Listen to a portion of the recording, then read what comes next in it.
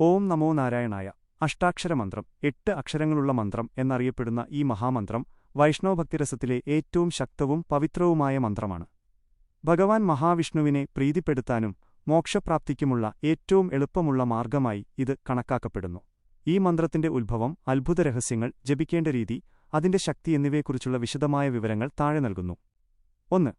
മന്ത്രത്തിന്റെ ഉള്ളടക്കവും അർത്ഥവും. ഈ മന്ത്രം 3 പദങ്ങൾ ചേർന്നതാണ്. ഓം പ്ലസ് നമോ പ്ലസ് നാരായണായ. ഓം പ്രണവ, പ്രപഞ്ചത്തിന്റെ ആദിനാദം, സൃഷ്ടി, സ്ഥിതി, സംഹാരം എന്നിവയുടെ പ്രതീകം. ഇത് മനസ്സിനെ ഏകാഗ്രമാക്കുന്നു.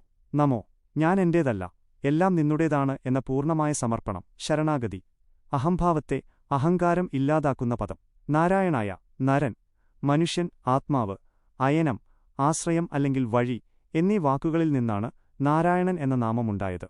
എല്ലാ ജീവജാലങ്ങളുടെയും അന്തിമ ആശ്രയവും എല്ലാവരിലും കുടികൊള്ളുന്നവനുമായ പരമാത്മാവ് എന്നാണ് ഇതിന്റെ അർത്ഥം. മൊത്തം അർത്ഥം: എല്ലാ ജീവജാലങ്ങളുടെയും അന്തിമ ആശ്രയമായ ആ പരമപുരുഷന്, നാരായണന്, ഞാൻ എന്നെത്തന്നെ സമർപ്പിക്കുന്നു, പ്രണമിക്കുന്നു. 2. ഉത്ഭവം. പുരാണങ്ങളനുസരിച്ച് ഈ മന്ത്രത്തിന്റെ ഉത്ഭവം ബദരീകാശ്രമത്തിൽ, ബദരീനാഥ് വെച്ചാണ്. ഭഗവാൻ വിഷ്ണുവിന്റെ അവതാരങ്ങളായ നരനാരായണന്മാർ ലോകനന്മയ്ക്കായി കഠിനതപസ് അനുഷ്ഠിക്കുകയും ആ തപസ്സിൽ നിന്ന് ഈ അഷ്ടാക്ഷരമന്ത്രം പ്രപഞ്ചത്തിന് വെളിപ്പെടുത്തിക്കൊടുക്കുകയും ചെയ്തു എന്നാണ് വിശ്വാസം. തപസ്സിലിരിക്കുന്ന നാരായണനാണ് ഈ മന്ത്രത്തിന്റെ ഋഷി, ദ്രഷ്ടാവ്. 3. അത്ഭുത രഹസ്യങ്ങൾ. അഷ്ടാക്ഷര രഹസ്യം. ഈ മന്ത്രത്തിലെ 8 അക്ഷരങ്ങൾ 8 ഐശ്വര്യങ്ങളെ, അഷ്ടലക്ഷ്മിമാരെ ആകർഷിക്കാൻ ശേഷിയുള്ളവയാണ്. കർമ്മപാപനാശം. എത്ര വലിയ പ്രാരബ്ധ കർമ്മങ്ങളും പാപങ്ങളും ഈ മന്ത്രത്തിന്റെ തുടർച്ചയായ ജപം കൊണ്ട് ഇല്ലാതാകും എന്ന് നാരായണ ഉപനിഷത്ത് പറയുന്നു. പ്രഹ്ലാദന്റെ ചരിത്രം. അസുരരാജാവായ ഹിരണ്യകശിപുവിന്റെ മകനായ പ്രഹ്ലാദൻ ഗർഭപാത്രത്തിൽ വെച്ച് നാരദമഹർഷിയിൽ നിന്ന് ശ്രവിച്ചത് ഈ മന്ത്രമാണ്. സർവ്വ ആപത്തുകളിൽ നിന്നും പ്രഹ്ലാദനെ രക്ഷിച്ചതും ഭഗവാനെ നേരിട്ട് പ്രത്യക്ഷനാക്കിയതും ഈ മന്ത്രത്തിന്റെ ശക്തിയാണ്. മനഃശാന്തിയും പോസിറ്റീവ് ഊർജ്ജവും. ഈ മന്ത്രം ജപിക്കുമ്പോൾ ഉണ്ടാകുന്ന ശബ്ദതരംഗങ്ങൾ ശരീരത്തിലെ മണിപൂരക ചക്രത്തെ ഉണർത്തുകയും ഭയവും ഉത്കണ്ഠയും മാറ്റി മനസ്സിൽ അതിരറ്റ ശാന്തി നിറയ്ക്കുകയും ചെയ്യുന്നു. 4. ജപിക്കേണ്ട രീതി. ഈ മന്ത്രം എപ്പോൾ വേണമെങ്കിലും ജപിക്കാമെങ്കിലും പൂർണ്ണഫലസിദ്ധിക്കായി താഴെ പറയുന്ന രീതികൾ പിന്തുടരാം. സമയം: ബ്രാഹ്മമുഹൂർത്തം, പുലർച്ചെ 4 മണി മുതൽ 6 മണി വരെ, അല്ലെങ്കിൽ സന്ധ്യാസമയം ഏറ്റവും ഉത്തമം. ദിശ: കിഴക്കോട്ടോ വടക്കോട്ടോ തിരിഞ്ഞിരുന്ന് ജപിക്കുക. ആസനം: വൃത്തിയുള്ള ഒരു പായയിലോ തുണിയിലോ ആസനത്തിൽ നേരെ നിവർന്നിരിക്കുക. നിലത്ത് നേരിട്ടിരിക്കരുത്. മാല: തുളസിമാലയോ രുദ്രാക്ഷമാലയോ ഉപയോഗിച്ച് ജപിക്കുന്നത് ഉത്തമമാണ്. 108 തവണ ഒരു മാല ജപിക്കുന്നത് ഒരു ക്രമമായി നിലനിർത്താം. മാനസികാവസ്ഥ.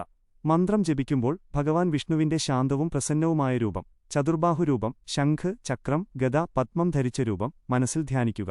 5. മന്ത്രത്തിന്റെ ശക്തി. ഫലശ്രുതി. ആത്മവിശ്വാസവും സംരക്ഷണവും. ഭയവും നെഗറ്റീവ് ഊർജ്ജവും മാറി ജീവിതത്തിൽ ഒരു ദിവ്യ സംരക്ഷണം അനുഭവപ്പെടും. ആരോഗ്യവും ദീർഘായുസ്സും. മനസ്സിലെ സമ്മർദ്ദം കുറയുന്നതിലൂടെ ശാരീരിക ആരോഗ്യം കൈവരുന്നു. ഐശ്വര്യം. വിഷ്ണുമന്ത്രം ജപിക്കുന്നിടത്ത് ലക്ഷ്മിദേവിയുടെ സാന്നിധ്യം തനിയെ ഉണ്ടാകും. ദാരിദ്ര്യ ദുരിതങ്ങൾ മാറും. മോക്ഷപ്രാപ്തി.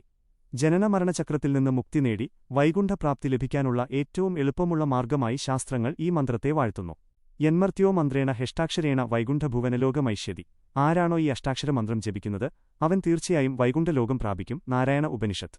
ഭക്തിയോടും ഏകാഗ്രതയോടും കൂടി നിത്യവും ഈ മന്ത്രം ജപിക്കുന്നത് ജീവിതത്തിൽ വലിയ പോസിറ്റീവ് മാറ്റങ്ങൾ കൊണ്ടുവരും. ഇത്തരം അറിവുകളും എന്നും നിങ്ങളിലേക്ക് നേരത്തെ എത്തുവാൻ ചാനൽ മറക്കാതെ പിന്തുടരുക. സബ്സ്ക്രൈബ്. വീഡിയോയെക്കുറിച്ചുള്ള നിങ്ങളുടെ സംശയങ്ങളും അഭിപ്രായങ്ങളും താഴെ കുറിക്കുക. കോമന്റ്. ഈ അറിവ് മറ്റുള്ളവരിലേക്കും എത്തിക്കാൻ ദയവായി ഈ വീഡിയോ പങ്കുവയ്ക്കുക. ഷെയർ. ഒപ്പം ഇഷ്ടപ്പെട്ട് ലൈക്ക് ഞങ്ങളെ പിന്തുണയ്ക്കുക. നന്ദി.